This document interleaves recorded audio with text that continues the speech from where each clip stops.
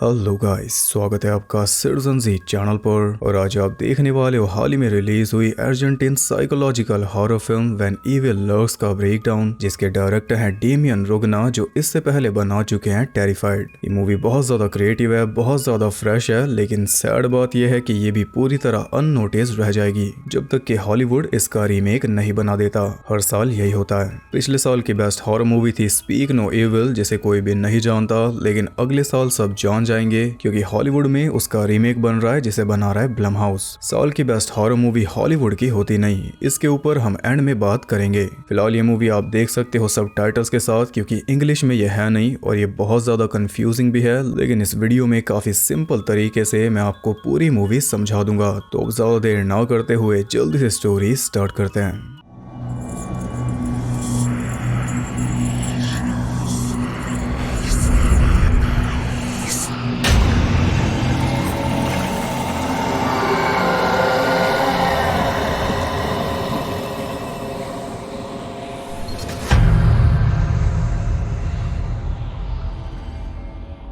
Movie के start में हम देखते हैं दो भाइयों को जो कि टाउन से दूर एकांत में रहते हैं। बड़ा भाई पेड्रो और छोटा भाई जिमी। रात में उन्हें बाहर से गोलियां चलने की आवाजें आ रही थी, इसलिए दोनों ने बाहर जाकर देखा, लेकिन गोलियां उनकी जमीन से दूर चल रही थी, इसलिए आगे वो गए नहीं। इतना वो समझ चुके थे कि ये गोलियां कोई शिकारी नहीं चला रहा, क्योंकि फायरिंग हो रही थी रिवॉल्वर से। शिकारी होता तो उसके पास राइफल होती, और क्योंकि इनकी जमीन पे ये नहीं हो रहा, इसलिए अर्जेंट जाकर देखने की कोई जरूरत नहीं। वो देखने गए अगली सुबह अपने दोनों कुत्तों को साथ लेकर। अपनी जमीन क्रॉस करके वो पहुंच गए रोइज नाम के आदमी की जमीन पर, जहां पर उन्हें मिले एक आदमी की लाश के चीथड़े और साथ में उसका सामान। देखकर तो कोई यही सोचेगा कि किसी जानवर ने इसे मारा होगा, लेकिन साफ पता चल रहा है कि इसे किसी शार्प चीज से काटा गया। उसके सामान में था एक डिवाइस और साथ में एक फाइल जिसके अंदर एक रफ मैप बना हुआ था इसी लैंड का, और उसके साथ थी मारिया नाम की लेडी की आईडी जो कि रोइज की जमीन पर रहती है। इससे साफ हो गया कि या तो ये आदमी मारिया के घर जा रहा था या फिर उसके घर से आ रहा था। तो ये दोनों भी मारिया के छोटे से कैबिन पर पहुंचे उसे इन्फॉर्म करने, लेकिन इनके कुत्ते इनके साथ आगे तक नहीं आए, वो पीछे ही रहकर भौंक रहे थे।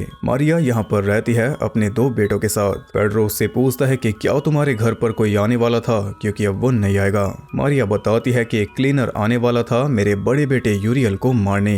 ये दोनों अंदर जाते हैं तो अपना सर पकड़ लेते हैं, क्योंकि यूरियल की हालत देखने लायक भी नहीं थी। वो अंदर बाहर से पूरी तरह सड़ चुका था, और ऐसे पर्सन को कहते हैं रॉटन। यूरियल एक रॉटन है, और ये बात अब तक कोई भी नहीं जानता, इवन रोइस भी नहीं, जबकि यूरियल को इस हाल में रहते हुए 1 साल हो चुका है। पर मारिया ने इसे छुपा कर रखा। वो रोज प्रे करती रही ताकि ये ठीक हो जाए, लेकिन कुछ भी नहीं हुआ। और यही इस मूवी की टैग लाइन है कि प्रे करने का कोई फायदा नहीं। मारिया ने रोइस को भी नहीं बताया, क्योंकि फिर वो इन्हें यहाँ से निकाल देता। इन्होंने बताया था पुलिस को, वो भी 1 साल पहले, और अब 1 साल बाद जाकर क्लीनर इनके घर आ रहा था, पर उसे भी किसी ने मार डाला, जबकि इस एरिया में कोई रहता भी नहीं। बस 3 ही फैमिलीज हैं, पेड्रो, रोइज और मारिया की। अब ये दोनों पहुंचे सीधा पुलिस स्टेशन, पुलिस से जवाब मांगने। इन्हें 1 साल पहले रिपोर्ट मिली थी, तो अब तक कुछ हुआ क्यों नहीं। पर पुलिस वाले तो साफ मुकर रहे थे कि हमें तो कोई रिपोर्ट मिली नहीं, जबकि ये सरासर झूठ है। रिपोर्ट मिली तभी तो क्लीनर आया। होता यह है कि अगर कोई रॉटन मिले तो पहले पुलिस को रिपोर्ट किया जाता है, फिर पुलिस इन्फॉर्म करती है पब्लिक हेल्थ वालों को, और फिर वो भेजते हैं क्लीनर को, जिसमें आप देख ही सकते हो कि 1 साल लग गया, यानी कि नॉर्मल सरकारी काम, जबकि ये प्रॉब्लम कहीं ज्यादा सीरियस है।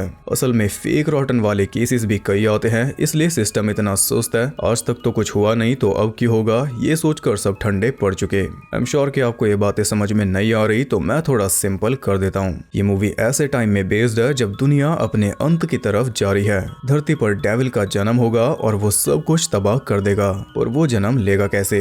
किसी इंसान की बॉडी से, और जिस इंसान की बॉडी में वो पलता है उसे कहते हैं रॉटन। फिर वो इंसान एक ककून बन के रह जाता है, ऑफ कोर्स सड़ा हुआ ककून। अब डेविल एक बार में सिर्फ एक ही बॉडी के अंदर पल सकता है, और वो बॉडी पूरी दुनिया में किसी भी इंसान की हो सकती है। यानी रॉटन पूरी दुनिया में कहीं भी पाया जा सकता है, लेकिन एक बार में सिर्फ एक ही होगा। तो जब भी कहीं कोई रॉटन मिलता है तो क्लीनर आकर उसे मार देता है अपने डिवाइस से, ताकि डेविल का जन्म ना हो। फिर डेविल पकड़ लेता है कोई और बॉडी। ये काम चलाओ तरीका है उसे रोकने का। यानी क्लीनर को आप एक्सॉर्सिस्ट भी बोल सकते हो। वो एक एक खास तरीके से रॉटन को मारता है जिससे ईविल फैलता नहीं। अगर कोई नॉर्मल इंसान रॉटन को मार देगा तो ईविल फैल जाएगा। तो इसी तरह पिछले 12 सालों से डेविल को पैदा होने से रोका जा रहा है, क्योंकि रॉटन सिर्फ एक ही होता है, जहां मिलता है उसे मार दिया जाता है। लेकिन इस बीच कई सारे फेक रॉटन वाले केसेस भी आए, जिस वजह से सिस्टम पूरा सुस्त हो गया, क्योंकि ज्यादातर लोगों ने रॉटन को कभी देखा ही नहीं, तो उन्हें पता ही नहीं कि रॉटन कैसा दिखता होगा और उसे पहचाने कैसे। बस एक कहावत है कि जब दिखेगा तो खुद ही समझ जाओगे, जैसे पेड्रो समझ गया। सिस्टम के लापरवाह होने का एक कारण ये भी है कि पिछले 1 साल से रॉटन का एक भी केस नहीं आया, और आएगा भी कैसे। डेविल तो आराम से यूरियल के अंदर पल रहा है 1 साल से। तभी तो पुलिस को लग रहा है कि डेविल भला यहाँ पर क्यों पैदा होगा, इस छोटे से गांव में। पूरी दुनिया पड़ी है भाई। थोड़ा बहुत आप कोविड से रिलेट कर सकते हो, क्योंकि वो हम सब ने एक्सपीरियंस किया, उसी के थ्रू हम फीलिंग को समझ सकते हैं। तो ये है एक खतरनाक क्रिएटिव थीम। अब इसे बुना कैसे जाएगा वो आगे देखो। पुलिस ने तो साफ मना कर दिया कि हम क्लीनर की बॉडी को देखने भी नहीं आएंगे, ये तुम्हारी प्रॉब्लम है, तुम देखो। हाँ, लेकिन चुप रहना जब तक हम नए क्लीनर को नहीं भेज देते, जिसमें ऑब्वियसली 1 और साल जाएगा, लेकिन इससे पहले डेविल का जन्म हो जाएगा। इन दोनों ने ये सारी बातें जाकर रोइस को बता दी, और अब इनके पास और कोई ऑप्शन नहीं बचा। इन्हें सब कुछ छोड़कर यहाँ से जाना होगा, लेकिन रोइस अपनी जमीन छोड़कर नहीं जाने वाला। वो बताता है कि 1 महीने पहले मेरे 4 कुत्ते भाग गए थे, और फिलहाल तो इनके कुत्ते भी नजर नहीं आ रहे। ऐसा कहा जाता है कि ईविल पहले जानवरों को पागल कर देता है, फिर मुर्दों को। तो यहाँ पर हमें ज़ॉम्बी अपोकलिप्स का आइडिया भी दे दिया गया। दुनिया का अंत ऐसे होगा। पर मेन बात यह है कि इसके अराउंड जो भी बातें हैं वो सारी कही सुनी बातें हैं, जिनमें कई बातें झूठ भी होंगी और कई सच भी। अगेन कोविड वाला एक्सपीरियंस। अब रात में रुइस अपनी प्रेग्नेंट वाइफ के साथ बैठकर यही सब सोच रहा था, और आखिर में वो गन लेकर पहुंच गया मारिया के घर यूरियल को मारने। लेकिन मारिया उसे बोलती है कि गन का यूज मत करना, वरना बहुत बुरा हो जाएगा। ऐसा कहा जाता है कि अगर गन से किसी पोजेस्ड को मारोगे तो मारने वाला खुद भी मर जाएगा। गन पाउडर का यूज नहीं कर सकते। अब ये सिर्फ बातें हैं, किसी ने देखा नहीं, इसलिए रुइस ये करने आ गया, लेकिन अपनी फैमिली का सोचकर उसे रुकना पड़ा। हालांकि यूरियल खुद उसे प्रोवोक कर रहा था, जो कि ईविल करेगा ही। वो तो चाहेगा ही कि सबका विनाश हो जाए। यूरियल बोल रहा था कि मुझे मार दो डरपोक, इससे पहले कि मैं तुम्हारी वाइफ के पेट में पल रहे बच्चे को जाकर पोजेस कर लूं। रुइस ने खुद को रोक लिया, लेकिन हम देख पाए कि वही साइड में एक रिवॉल्वर रखी थी। सुबह होते ही रोइस की वाइफ दोनों भाइयों को लेकर वहां पर आ गई। तो रोइस कहता है कि हम उसे मार नहीं सकते, तो हम उसे कहीं दूर ले जाकर फेंक देंगे ताकि हमारी जमीनें बच जाएं। पर ये तो कोई सॉल्यूशन नहीं हुआ। ये बस अब का सोच रहा है, बाद का नहीं। डेविल पैदा होगा तो पूरी दुनिया खत्म होगी, इंक्लूडिंग इसकी जमीन और इसकी फैमिली। पर फिलहाल इसे रॉटन से छुटकारा चाहिए। रॉटन को छू नहीं सकते, इसलिए वो सोच रहे थे कि रस्सी से इसके पैर बांधकर इसे घसीट कर बाहर ले जाएं, लेकिन रस्सी मिली नहीं, इसलिए बेडशीट समेत उसे उठाकर कैसे भी करके वो बाहर ले आए। लेकिन बाहर आते ही चादर भी फट गई, उसका वजन बहुत ज्यादा था। तब एक कंबल में लपेटकर उसे ट्रक के ऊपर लादा और तीनों चल दिए उसे फेंकने। लगभग 300 किलोमीटर दूर जाकर वो सोच रहे थे कि अब इसे फेंक देना चाहिए। तभी अचानक एक बच्चा उनके सामने आ गया, जिसे बचाने के चक्कर में ट्रक थोड़ा डिसबैलेंस हुआ, लेकिन सभी बच गए। वो बच्चा भी जो स्कूल जा रहा था। थोड़ा आगे जाकर उन्हें एक सही जगह मिल गई, लेकिन ट्रक से उतरे तो देखा कि यूरियल तो पीछे था ही नहीं। वहां पर पड़ी थी रिवॉल्वर की एक बुलेट, जिसे चोरी छुपे जिमी ने उठा लिया। अब क्या यूरियल ट्रक से कूद गया? पर वो तो हिल भी नहीं सकता, फिर कूदा कैसे? या फिर जब ट्रक डिसबैलेंस हुआ था तब वो गिर गया होगा? ये सोचकर वो तीनों वहां से चल दिए कि जहां गिर गया सो गिर गया, हमारे सर से तो बला टली। यहाँ भी तो फेंकना ही था, कहीं और गिर गया तो भी ठीक। शाम तक तीनों घर वापस आ गए। हम देखते हैं कि पेड्रो के फ्रिज में ऊपर आइसक्रीम रखी है और नीचे बियर, जबकि बच्चा यहाँ पर कोई रहता नहीं। जिमी तो उसी गोली के बारे में सोच रहा था और इधर पेड्रो बैठा था अकेला। उसने विंडो को थोड़ा सा खोल दिया, लेकिन कुछ देर बाद वो अपने आप बंद हो गई। तो पेड्रो ने बीच में एक बैग अड़ा दिया। उधर रुइस भी परेशान बैठा था और बाहर आ रहा था भारी तूफान। ये सब सिग्नल है कि ईविल आ रहा है, क्योंकि रॉटन अब एक्सपोज हो चुका है। ये सब उसके बारे में जानते हैं, इसलिए ईविल इन सब को मिटा देगा ताकि डेविल का जन्म हो सके। अगली सुबह रुइस की वाइफ ने देखा कि उनकी बकरियों में से एक बकरी पोजेस हो चुकी थी। अब आप सोचोगे कि इसे कैसे पता चला कि कोई बकरी पोजेस्ड है? इसका प्रूफ भी देख लो। रुइस ने अपनी गन हवा में फायर की तो सारी बकरियां वहां से भाग गई सिवाय एक के, जो कि खड़ी हुई इन्हें घूर रही थी। ऐसे पता चला। उसकी वाइफ उसे रोक रही थी कि गन का यूज मत करो, हमारी फैमिली तबाह हो जाएगी, लेकिन बकरी उसे प्रोवोक कर रही थी। बोल के तो कर नहीं सकती, इसलिए वो खुद ही गन के पास आ गई कि दम है तो मुझे मार के दिखाओ। गुस्से में रुइस ने भी उसे शूट कर दिया, और जैसा कि बोला जाता है गन से मारने वाला खुद भी मर जाता है। तो उसी वक्त उसकी वाइफ ने कुल्हाड़ी सीधा उसके चेहरे में घुसा दी, जिससे वो मौके पर ही मर गया। फिर वो खुद ही लगातार अपने फेस में कुल्हाड़ी मारती रही जब तक खुद नहीं मर गई, और उसके साथ उसका बच्चा भी मरेगा। यही बात इसने बोली थी कि फैमिली तबाह हो जाएगी, तो हो गई। ये होता है किसी पोजेस को मारने से। रोइस की वाइफ ने ऐसा क्यों किया, इसके दो ही रीजंस हो सकते हैं, या तो वो भी पोजेस हो गई थी या फिर डर के मारे। और अगर डर के मारे किया फिर तो और ज्यादा खौफनाक है, क्योंकि डर था सिर्फ फैली हुई बातों का।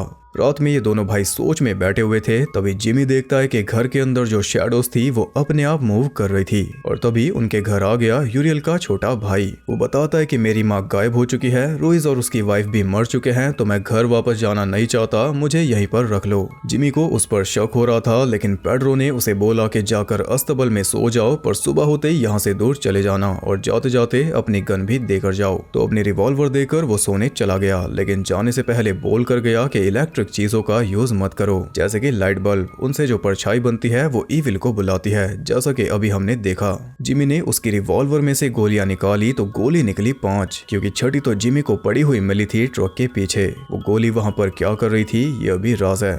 यार अगली सुबह दोनों भाई सब कुछ छोड़कर वहां से चल दिए। उन्होंने कुछ भी साथ नहीं लिया, ना पैसे ना ही कोई और चीज, क्योंकि ईविल ग्राउंड से कुछ भी अपने साथ नहीं ले जा सकते। बस कपड़े पहने हैं जिन्हें ये टाउन में जाकर बदल देंगे, फिर चले जाएंगे यहाँ से कहीं दूर। टाउन में जाकर जिमी तो उनकी माँ को लेने चला गया और पेड्रो पहुंचा अपनी एक्स वाइफ सबरीना के घर अपने दोनों बेटों को लेने। सबरीना 4 साल पहले इससे अलग हो गई थी, क्योंकि इसके हाल बुरे थे। अब वो रहती है लियो के साथ, जिसके साथ उसकी एक बच्ची भी है विकी, और एक कुत्ता भी है। पेड्रो ने बता रहा था कि हम सबको यहाँ से निकलना होगा, लेकिन उन्हें लग रहा था कि पेड्रो उनकी लाइफ खराब करने आ गया। साथ साथ वो कपड़े भी उतार रहा था, जिस बीच उसके कपड़े चाट लिए उनके डॉग ने।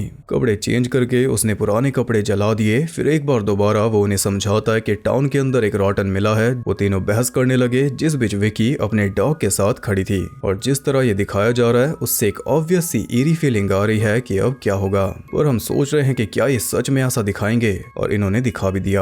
अचानक से उस डॉग ने विकी के चेहरे को अपने जबड़े में फंसा लिया। पहले चेहरा नोचा, फिर गर्दन भी तोड़ दी। वो उसे ऐसे रौंद रहा था जैसे कोई कपड़ा हो। और ये सब देख रहा था पेड्रो का बेटा सेंटिनो। पेड्रो और सबरीना झगड़े में लगे हुए थे और लियो फोन कर रहा था पुलिस को। सेंटिनो ने चिल्ला चिल्ला कर उनका ध्यान खींचा, लेकिन जब तक उनका ध्यान गया वो डॉग विकी को घसीटते हुए बाहर लेकर चला गया और विकी मर चुकी थी। ये तो आप समझ ही गए कि वो डॉग पोजेस हो चुका है पेड्रो के कपड़ों को चाटने की वजह से। तो यानी कि अपनी फैमिली को ईविल से बचाने के चक्कर में पेड्रो खुद ही ईविल को यहाँ पर ले आया। लियो गन लेकर डॉग के पीछे जा रहा था, इसलिए पेड्रो ने उसे बोला कि गन का यूज मत करना, लेकिन ऐसी सिचुएशन में कोई किसी की नहीं सुनता। वो ट्रक लेकर चला गया। पेड्रो उसके पीछे गया तो रास्ते में उसे मिला वही पुलिस वाला। पेड्रो उसे भी समझा रहा था, लेकिन वो ये भी जानता था कि ये पुलिस वाला भी नहीं समझेगा, इसलिए वो आगे चला गया ये बोलकर कि डॉग को गोली मत मारना। आगे उसे लियो भी मिल गया, जिसने डॉग को शूट कर दिया था। और ये देखकर पेड्रो समझ गया कि अब देर हो चुकी और दोनों बेटों को लेकर यहाँ से निकल जाना ही ठीक होगा।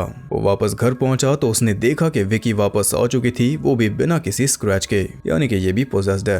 अब पेड्रो सबरीना को क्या ही समझाता, इसलिए वो चुपचाप अंदर चला गया सबरीना की कार की चाबी ढूंढने। इसमें वो हेल्प मांग रहा था अपने बड़े बेटे जायर की, जो कि ऑटिस्टिक है, यानी कि इसका दिमाग ठीक से काम नहीं करता। ना तो ये बोल सकता है, ना ही ठीक से चल फिर सकता है, और ना ही ठीक से बिहेव कर सकता है। पेड्रो बोलता है कि मैं तुम्हें एप्पल आइसक्रीम खिलाऊंगा, जो कि हमने इसके फ्रिज में भी देखी थी, वो जायर की फेवरेट है। तो उसका नाम सुनकर जायर ने पेड्रो का हाथ चाबी तक पहुंचा दिया। फिर कार लेकर वो तीनों निकल ही रहे थे, तभी विकी सबरीना को बोलती है कि डैड कार में घर आएंगे, और फिर बूम। सबरीना तो बेचारी समझी नहीं, तो उसे समझाने लियो कार में आया और सबरीना को उसने सीधा दीवार में चिपका दिया, जिससे सबरीना भी खत्म। बस ये देखकर पेड्रो भी वहां से निकल गया, लेकिन लियो अब भी जिंदा था और विकी तो मजे में नाच रही थी। इससे पता चलता है कि रॉटन तो सिर्फ एक ही होगा, लेकिन पोजेस कई सारे लोग एक साथ हो सकते हैं। फिर ईविल जिस किसी एक बॉडी में सेटल हो जाता है वो बन जाता है रॉटन। अभी तो बनेगा नहीं, क्योंकि अभी एक रॉटन जिंदा है। खैर पेड्रो जिमी के पास पहुंचा, जो कपड़े चेंज करके तैयार था। फिर अपनी मॉम को लेकर वो सब चल दिए कहीं दूर। उनकी मॉम का भी यही कहना था कि ये सब यहाँ पर नहीं हो सकता, किसी बड़े शहर में हो सकता है, यहाँ पर नहीं, लेकिन हो तो यहीं पर रहा है। बात यही है कि चाहे जहाँ भी हो वहाँ के लोग मानेंगे ही नहीं, क्योंकि सब ने बस सुना है, कभी कुछ देखा नहीं। ये सब सुनकर सेंटिनो क्यूरियस हो चुका था, इसलिए दादी उसे बताती है कि पोजेस्ड क्या होता है। जब ईविल किसी के अंदर घुसकर उसके माइंड को कंट्रोल कर लेता है तो उसे कहते हैं पोजेस्ड, और फिर उसकी बॉडी उसकी नहीं रहती। ईविल उसकी बॉडी का यूज करके उसके करीबियों को मार देता है, लेकिन इससे बचने के लिए साथ 7 रूल्स हैं जिन्हें फॉलो करोगे तो बच जाओगे। सबसे पहला, इलेक्ट्रिक लाइट्स का यूज नहीं करना, शैडो उन्हें अंदर बुला लेती है। दूसरा है जानवरों से दूर रहना, क्योंकि जानवरों को वो आसानी से कंट्रोल कर लेते हैं, जैसा कि हमने डॉग के साथ अभी देखा। तीसरा है कि उन्हें नुकसान मत पहुंचाना, नहीं तो उल्टा तुम्हें ही नुकसान हो जाएगा। चौथा है कि वो चीज कभी मत लेना जो उनके करीब है, वो उनसे अटैच होते हैं, जैसे कि ये दोनों भाई भी अपना सब कुछ छोड़कर चले आए। पांचवा है कि गन का यूज मत करना, नहीं तो तुम भी मारे जाओगे। हालांकि लियो तो अभी तक मरा नहीं, शायद आगे मर जाए। छठा है कि ईविल को उसके नाम से कभी मत बुलाना, नहीं तो वो सच में आ जाता है। उसके नाम है डेविल, सेटन, लूसीफर, एजरेल, बेल्जेबब वगैरह। ये नाम लेने के लिए वो मना भी कर रही थी और खुद भी बोलकर बता रही थी, जो कि शायद उसे नहीं करना चाहिए था, क्योंकि जायर ने वो नाम पिक कर लिए। अब वो पूरे रास्ते उन्हें ही बोल रहा था और इन्हें पता भी नहीं वो डेविल को बुला रहा है। खैर मेन बात यह है कि इनकी मॉम ने 7वां रूल तो बताया नहीं, बस 6 बताए, तो 7वां मैं बता देता हूँ। वो है कि मौत से मत डरना, नहीं तो सच में मर जाओगे। जैसे कि अगर एक गड्ढे से डरोगे तो वो तुम्हारे पैर के नीचे ही गड्ढा कर देगा। डर ही उसकी ताकत है, वो इनके डर को इनसे भी ज्यादा अच्छी तरह जानता है। तो शायद विकी का डर होगा कुत्ते का काटना और सबरीना का डर होगा कि कोई कार उससे टकरा ना जाए, शायद। रास्ते में वो एक गैस स्टेशन पर रुके, जहां से पेड्रो ने जायर को आइसक्रीम दिला दी, लेकिन वो अब भी शोर मचा रहा था क्योंकि उसे एप्पल वाली चाहिए थी, जो कि यहाँ पर है नहीं, और जब तक मिलेगी नहीं ये नहीं मानेगा। फिलहाल इनके पास पैसे भी नहीं है, तो पेड्रो को यही टेंशन हो रही थी कि रात में क्या खाएंगे। तभी उसकी मॉम के पास फोन आता है सबरीना का, जो पेड्रो की आंखों के सामने ही मरी थी। पेड्रो ने दूर जाकर उससे बात की तो फोन पर बोल रही थी पोजेस सबरीना। वो कहती है कि तुम मेरे बच्चों को ले गए, पर मैं उन्हें वापस लेने आऊंगी। ये सुनकर पेड्रो ने फोन तोड़ दिया और फिर वो रोने लगा, क्योंकि अपने बच्चों को मरता हुआ ये नहीं देख सकता। अपने बच्चों को बचाने के लिए इसने ये सब किया और इसी सब की वजह से सबरीना और उसकी बेटी मारी गई। अगर ये वहां ना जाता तो ऐसा ना होता। इसे अपने बच्चों की मौत का डर था और अब भी है। और डर वाला रूल तो आपको याद ही होगा। जिमी उसके पास आया तो उसने जिमी को भी बता दिया कि सबरीना मर चुकी है, वो भी मेरी वजह से। जिमी उसे हिम्मत देता है कि बच्चे हमारे साथ हैं, हमें उन्हें बचाना है। वो कहता है कि रास्ते में ही मेरी एक दोस्त रहती है मीरता, जो कि पहले क्लीनर थी, हम उसके घर जा सकते हैं, वहाँ पर हमें खाना भी मिल जाएगा और थोड़े पैसे भी। ये सुनकर पेड्रो को उम्मीद मिली और वो पहुंचे मीरता के घर, जो कि आबादी से एकदम दूर है। मीरता बिजली का यूज नहीं करती, लेकिन उसके पास इनफ जगह है जहाँ पर ये सब सो सकते हैं। लेकिन पेड्रो को रुकना नहीं था, उसे शहर जाना था, पर जिमी ने उसे रुकने के लिए मना लिया। ऊपर से जायर ने पैंट भी गंदी कर दी थी, तो मजबूरन पेड्रो को रुकना पड़ा। मीरता अकेले में जिमी को बताती है कि ऐसा लग रहा है जैसे जायर पोजेस्ड है, तो जिमी उसे बताता है कि जायर ऑटिस्टिक है, जो कि मीरता जानती है। आपको बता दूं कि इन दोनों का पहले प्यार वाला एंगल भी था जब दोनों जवान थे। रात में पेड्रो जायर के साथ कार में बैठा था, तो उसने जायर की बनाई हुई एक ड्राइंग देखी, जो इसने अभी अभी बनाई है।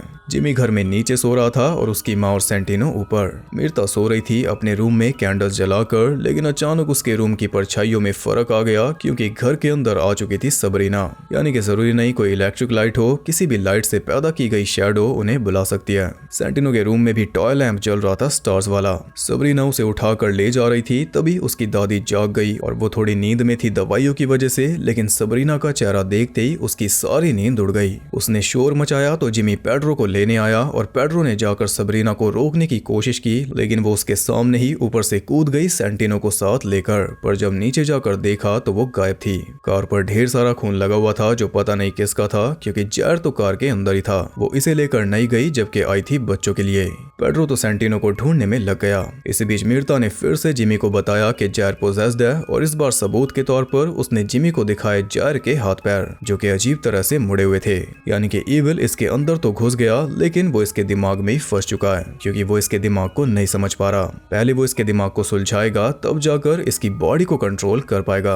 अब मीरता उन दोनों भाइयों को बताती है 7वां रूल, वही डर वाला जो ये नहीं जानते। सबरीना इसीलिए सेंटिनो को लेकर गई, क्योंकि पेड्रो को डर था उसे खोने का, और ये उसे ढूंढने भी नहीं जा सकता, क्योंकि इससे वो ईविल और ज्यादा स्ट्रांग होगा। उसे ढूंढने जाएगा जिमी। एक और बात मैं क्लियर कर दूं कि सबरीना सिर्फ सेंटिनो को लेकर गई, जायर को नहीं, क्योंकि सच ये है कि पेड्रो को सिर्फ सेंटिनो को ही खोने का डर था। जायर तो बस एक बोझ है। असल में जायर जब छोटा था तब पेड्रो ने उसे मारने की कोशिश भी की थी, जिसकी वजह से इनका रिश्ता खराब हुआ था था और ये जेल में भी गया था। तभी पुलिस वाले इसे सीरियस नहीं लेते। ये बता रही है मूवी, लेकिन मूवी कुछ दिखा भी रही है। अब मेरी सुनो, सबरीना जैर को इसलिए नहीं लेकर गई क्योंकि वो पहले से पोजेस्ड है। वो यहाँ पर रहकर इविल का काम करेगा। पेड्रो को जैर से भी उतना ही प्यार है जितना सेंटिनो से। तभी तो इसके फ्रिज में एप्पल आइसक्रीम रखी थी जिसे ये जैर की याद में खाता था। इसने जैर को मारने की कोशिश नहीं की थी, वो सिर्फ एक गलती थी जिसकी सजा ये आज तक भुगत रहा है अपने बच्चों से दूर रहकर। यह है मेरा टेक। बारीकी से देखना पड़ता है तब जाकर ये छोटी छोटी बातें समझ आती हैं। खैर मीर्ता बोलती है कि हमें रॉटन को ढूंढकर मारना होगा तभी ये सब रुकेगा। तब जिमी बोलता है कि रॉटन तो मर चुका है तभी तो ये सब हो रहा है। मीर्ता बताती है कि रॉटन अभी मरा नहीं, ये जो भी हो रहा है इसे कहते हैं बर्थ प्रोसेस, यानी डेविल के जन्म लेने से पहले ये सब होता है। वो अपने क्लीनर डिवाइस को तैयार कर रही थी जिसे साथ लेकर ये और पेड्रो रॉटन को ढूंढने जाएंगे और जिमी जाएगा सेंटिनो को ढूंढने।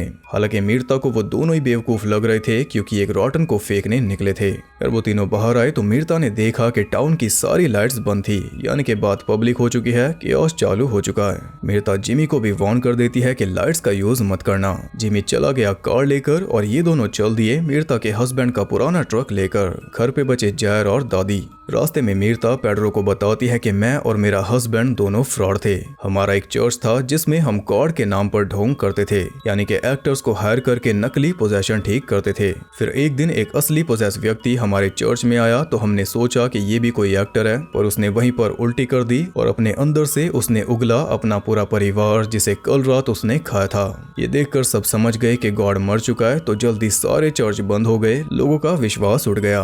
फिर आए कोबरास नाम के मॉन्क जिन्होंने डेविल को पैदा होने से रोकने का तरीका बताया और वही तरीका ये अपनाते रहे 12 सालों तक, वही क्लीनिंग वाला।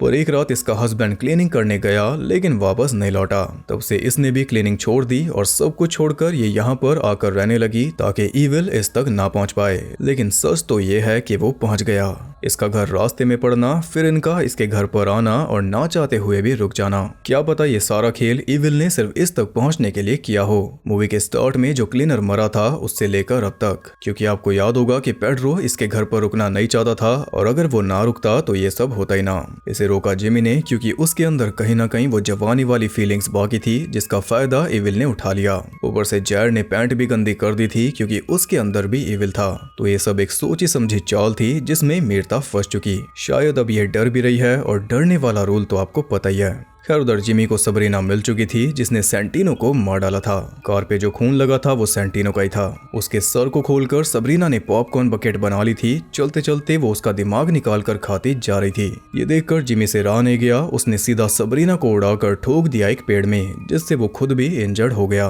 पर सबरीना दूसरी बार सेम मौत मरी है। हालांकि वो मरी नहीं थी, अब भी जिंदा थी, जबकि उसका दिमाग खोपड़ी में से बह रहा था जैसे उसने निकाल कर खाया सेंटिनो का। और पोजेस को नुकसान नहीं पहुंचाते ये भी रूल है। उधर इनकी माँ घर में बैठी हुई थी तभी जैर अंदर आया और वो एकदम सही से बात कर रहा था, एकदम नॉर्मल। यानी कि इविल ने इसका दिमाग फिगर आउट कर लिया और अब ये भी हो चुका है फुल्ली पोजेस्ड। उसे बहुत ज्यादा भूख भी लग रही थी। दादी कैसे खुद को संभाल रही थी बस वही जानती है। इधर ये दोनों उसी जगह पर पहुंच चुके थे जहां से यूरियल गायब हुआ था और हम देख पाते हैं कि यूरियल का कंबल भी वहीं पर पड़ा था। पास में एक स्कूल था तो दोनों वहीं पर पहुंच गए क्योंकि मीर्ता के मुताबिक बच्चों को इविल पसंद है और इविल को बच्चे। पेड्रो पूछता है कि तुम्हें कैसे पता कि अब तक डेविल पैदा नहीं हुआ, तो मीर्ता बताती है कि जन्म लेने के बाद पहली चीज जो डेविल खाएगा वो है नेचर की आवाज। अभी तो पक्षी वगैरह बोल रहे हैं, यानी कि अभी टाइम है। वो देखते हैं कि स्कूल के अंदर कई सारे बच्चे बैठे थे और सारे के सारे पोजेस थे। बाहर चूने के खाली कट्टे पड़े थे जिन पे पेड्रो का पैर पड़ा और अंदर भी ढेर सारा चूना पड़ा था स्टेज पर। बच्चे एकदम शांत बैठे थे और पूछने पर भी कोई जवाब नहीं दे रहे थे, उल्टा अपने मुंह पर चूना लगा रहे थे ताकि इनके अंदर से पोजेस्ड होने की स्मेल ना आए। बाहर आकर मीर्ता पेड्रो को बताती है कि ये बच्चे हमारी कोई मदद नहीं करने वाले क्योंकि बच्चे रॉटन को बचाते हैं। तभी एक और बच्चा वहां पर आ गया और ये वही बच्चा है जिसकी वजह से ट्रक डिसबैलेंस हुआ था और फिर यूरियल गायब हो गया था। पेड्रो उससे पूछता रहा लेकिन वो चुपचाप अंदर चला गया। फिर अपने आप बाहर आकर वो बताता है कि यूरियल तुम्हें मिलेगा टीचर के घर पे। ये बताकर वो भाग गया। पेड्रो ने उसकी बात मान ली लेकिन मीर्ता के मुताबिक ये कोई ट्रैप भी हो सकता है। तभी एक बच्ची आई और रोते हुए बताने लगी कि वो बच्चा झूठ बोल रहा है, यूरियल तो मेरे घर में है। अब पेड्रो भी समझ गया कि ये सारे बच्चे झूठ बोल रहे हैं, तो उसने क्या किया, उसने बच्ची को मुक्कों से ले लिया। तब हमने देखा कि हाथ पैर उस बच्ची के भी मुड़े हुए थे। दिमाग ज्यादा वो चलाता नहीं, इसलिए मीरता ने ही बताया कि अगर ये हमें यहाँ से दूर भेज रहे हैं, इसका मतलब कि रॉटन यहीं पर है। वो गए स्टेज पर और स्टेज के नीचे उन्हें मिली पेरेंट्स और टीचर्स की बॉडीज, जिनके ऊपर चूना डाल रखा था स्मेल छुपाने के लिए। बच्चों ने अपने बड़ों को मार डाला। सभी बच्चों ने उन्हें भी घेर लिया था, जो कि असल में बच्चे नहीं बल्कि डेविल के सेवक हैं। अमीरता अपना डिवाइस सेटअप कर रही थी और पेड्रो स्टेज को खोल रहा था, क्योंकि वो समझ गए थे कि यूरियल भी अंदर ही होगा और वो बच्ची कुछ ज्यादा ही ट्राई कर रही थी इन्हें यहाँ से निकालने के लिए। उन लाशों के नीचे यूरियल मिल गया, जो कि अब भी जिंदा था। वो पेड्रो को प्रोवोक करने लगा कि मुझे मार दो, लेकिन पेड्रो को उसे बाहर निकालना था ताकि डिवाइस अपना काम कर सके। उसकी गर्दन के पीछे एक चाकू घुसाना था, पर वो बहुत ज्यादा भारी था, इसलिए पेड्रो से निकला नहीं। उसे जल्द से जल्द स्टेज को तोड़ना था। जिस बीच प्रोवोकेशन चालू थी, ऊपर से वो बच्ची भी बोले जा रही थी। वो बोल रही थी कि साथ वाले रूम में एक कुल्हाड़ी है, उससे स्टेज टूट जाएगा। मीरता कहती है कि ये झूठ बोल रही है, इसकी बात मत सुनो। लेकिन पेड्रो इतना ज्यादा परेशान हो चुका था कि वो कुल्हाड़ी लेने चला गया, पर अंदर तो कुछ था ही नहीं। ये उस बच्चे की चाल में फंस गया। मौका देखकर बच्चों ने उसे रूम में लॉक कर दिया और मीरता के डिवाइस को तोड़कर वो उसके सर में हथौड़ा मारते हुए उसे घसीट कर ले गए। पेड्रो के डर की वजह से एक और जान चली गई। अब ग्लास तोड़कर उसने दरवाजा खोला, लेकिन अब कुछ बचा नहीं। इतने पास आकर भी इसने सब कुछ खो दिया। ऊपर से यूरियल खड़ा होकर अब भी बोले जा रहा था, तो गुस्से में पेड्रो ने डिवाइस का एक पीस उठाया और उससे मार मार कर यूरियल का सर पिचका दिया। लेकिन अब कोई फायदा नहीं, क्योंकि डेविल का जन्म हो चुका है, या फिर शायद इसने यूरियल को मारा, इसी वजह से उसका जन्म हुआ। खून में लथपथ वो बाहर निकला तो सारे बच्चों के चेहरों पे स्माइल आ गई। आते ही उसने पेड्रो के माथे पर उंगलियां फेरी उसे टॉन्ट करने के लिए। फिर वो बच्चों के साथ बाहर चला गया और बाहर एक कुत्ता भी उसके लिए हाजिर था। अपनी गैंग लेकर वो सूरज की तरफ चल दिया और यही ड्राइंग जायर ने बनाई थी। पेड्रो मीरता के घर पहुंचा तो जिमी वहीं पर था। वहां से जायर को साथ लेकर वो दोनों वापस अपने घर आ गए, क्योंकि अब कहीं भी जाने का कोई मतलब नहीं। हम देखते हैं कि रिवॉल्वर की 5 गोलियों में से एक गोली गायब थी और साथ में रिवॉल्वर भी। पेड्रो ने जायर को एप्पल आइसक्रीम दे दी और वो अब भी जायर होने का नाटक कर रहा था। फिर पेड्रो नहाया, लेकिन नहाने के बाद भी डेविल की उंगलियों के निशान उसके माथे से गए नहीं। जिमी अस्तबल में पहुंचा, जहां पर यूरियल का भाई अब भी पड़ा था और रिवॉल्वर उसी के पास थी। फाइनली वो बता देता है कि उसी ने क्लीनर को मारा था, क्योंकि उसके सर में एक आवाज थी जो ऐसा करने के लिए बोल रही थी। जिमी उससे पूछता है कि फिर तुम्हारी माँ का क्या हुआ, तो वो बोलता है कि वही जो तुम्हारी माँ का हुआ। इधर आइसक्रीम खाते खाते जायर अचानक से चोक करने लगा। पेड्रो ने देखा कि उसके गले में से निकल रहा था खून, फिर निकले बाल और वो भी ढेर सारे। पेड्रो अब भी क्लूलेस था, तभी उसके मुंह में से निकला पेड्रो की माँ का नेकलेस। तो आप समझ गए कि जायर ही अपनी दादी को खा गया, क्योंकि इसे भूख लग रही थी। पेड्रो बाहर जाकर फूट फूट कर रोने लगा और कुछ ऐसे शॉट के साथ ये मूवी स्टार्ट हुई थी। बस पहले में और अब में काफी कुछ बदल चुका है। पहला सीन शुरुआत थी और ये एंड है, क्योंकि अब नेचर की आवाज भी नहीं आ रही। इसी के साथ ये मूवी होती है खत्म। तो मूवी का एक एक सीन मैंने आपको समझा दिया, लेकिन एक चीज मैं भी नहीं समझ पाया कि आखिर वो गोली ट्रक में कैसे पहुंची। उसे दिखाने का मकसद क्या था? क्या वो गोली यूरियल अपने साथ लेकर चल रहा था ताकि टाइम आने पर गन पाउडर का यूज कर सके, या फिर कुछ और?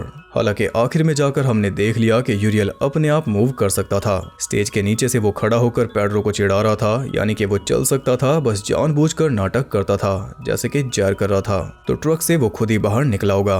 ये एक और नई बात है जो अब तक फैली नहीं थी, क्योंकि आज से पहले किसी ने भी रॉटन को कहीं दूर ले जाकर फेंकने की कोशिश नहीं की।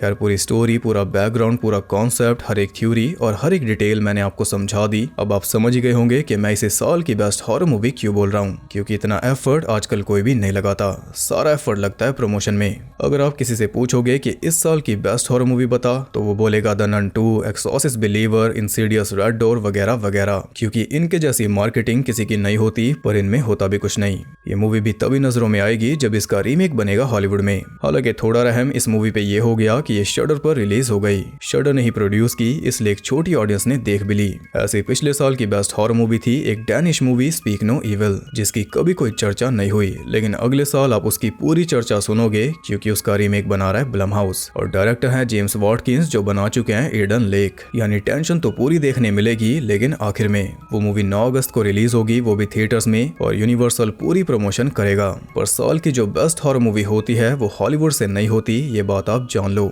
इस मूवी की कहीं कोई मार्केटिंग नहीं हुई, लेकिन वर्ड ऑफ माउथ ने इसे यहाँ तक पहुँचा दिया और आगे इसका क्या होगा वो आप और मैं मिलके देखेंगे। बाकी आप बताइए आपको ये मूवी कैसी लगी, साल की बेस्ट हॉरर मूवी मानते हो या नहीं, वो भी बता देना। कोई इससे ऊपर लगती है तो वो भी जरूर बताना, पर कॉमेंट जरूर करना।